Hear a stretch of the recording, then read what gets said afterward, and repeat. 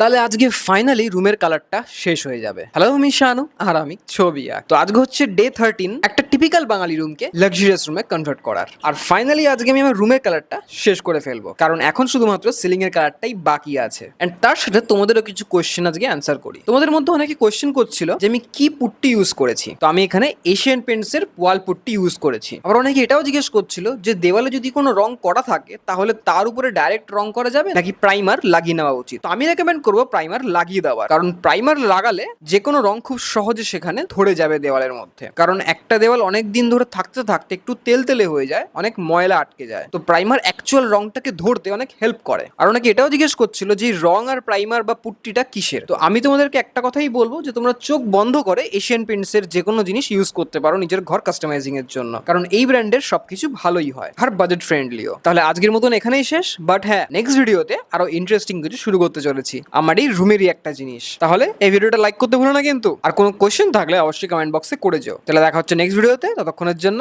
By.